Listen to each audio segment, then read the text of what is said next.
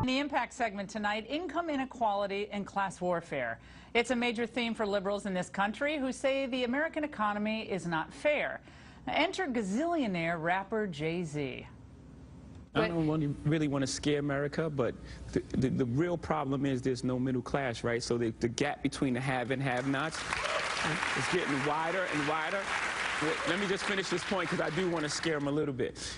It's going to be a problem that no amount of police can solve because, you know, once you have that sort of oppression, you know, and that gap is widening, you know, it's inevitable that something's going to happen. Joining us now to react, Michael Skolnik, a board member of the Trayvon Martin Foundation and president of globalgrind.com, a pop culture website. Michael, great to see you. Good to see you too. Some tough words from Jay-Z there. I mean, he's obviously an incredibly successful entrepreneur. He's worth almost $500 million, and he's involved in all sorts of business interests, and all of them, as far as I can tell, quite successful. And he says that, he makes that point about, well, basically, watch out. You're not going to be able to control the streets if this keeps going. Is that a responsible thing to say? Well, I think what Jay meant, I think a lot of folks in this country, a lot of patriotic Americans in this country, from Tea Party members to the folks who occupy Wall Street, a lot of folks, I think, would agree with Jay-Z when he says there's a widening gap of income inequality and the haves and the have-nots are getting farther and farther apart. I don't think this is a controversial statement that Jay-Z made. I think Jay-Z talking about that the streets might, you know, erupt, I think is a figure of speech. I mean, certainly the Tea Party folks, you know, and rightfully so, were protesting an idea that, you know, that the middle class was disappearing and that folks were no longer part of the American dream. Right, but they're not threatening implicitly or explicitly that things from their perspective are going to get violent. You know, they go to rallies, they have Laura, Uncle Sam hats Laura, on. You know, Laura, come on, you're not going to say Jay-Z is advocating for violence. This is a man his No, entire I career. didn't say he advocated it. I said he referenced it, which he has a lot of power. Sure. And a lot of authority, I think, in the black community, for sure. better or for worse. Some people don't and like his lyrics, and we'll talk well. about that. That's right, very successful. So for him to say that, I think it's interesting, given the fact that Barack Obama has been president over the last 5 years. I was looking back over something that you wrote, Michael, back in September. You put out, I guess, a column, and you said, you know, Obama is the best candidate for our generation, will not waver in our support of Barack Obama. You wrote that on the Global Grind. Yeah. And Jay-Z, huge supporter of Obama's. Yet over the last 5 years, black wealth and Hispanic wealth have eroded at a record pace. Unemployment has skyrocketed. Black youth, blacks in general, lagging way behind whites under Obama's watch. So if Jay-Z is going to be talking about this, why is he supporting Barack Obama's policies? Come on, that's incredibly unfair. Black unemployment was skyrocketing under George Bush as well, and black wealth has declined for the past 50 years. So this is not Barack Obama's fault that the haves and the have-nots are separated.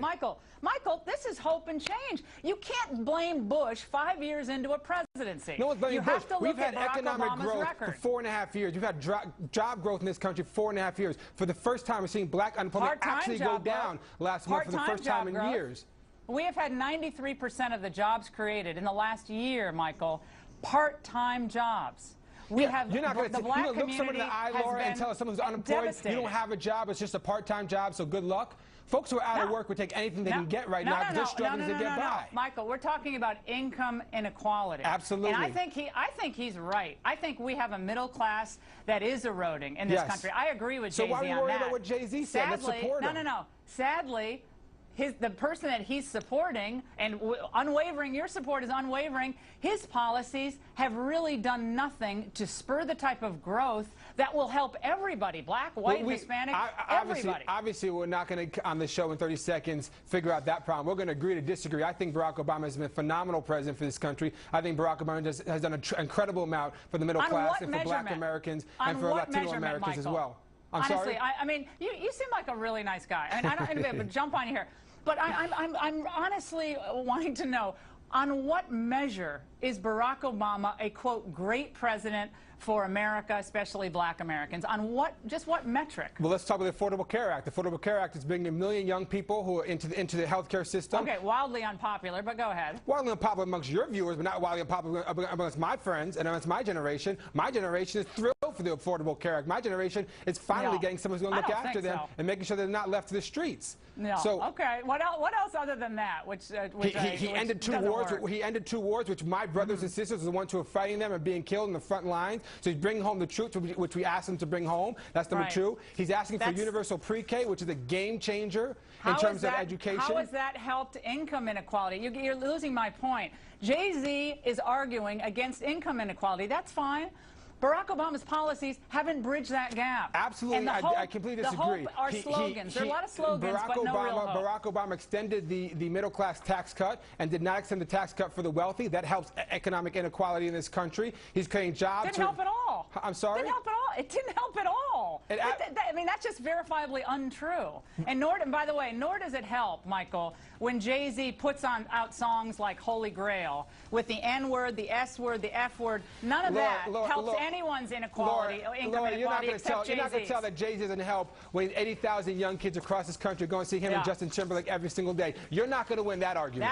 That helps income inequality. You're not going. He's an entrepreneur. He is the embodiment of what American Dream is all about. You are not going to win that argument. He sells 80,000 tickets. 1 million albums in 1 week. Does that mean it's good?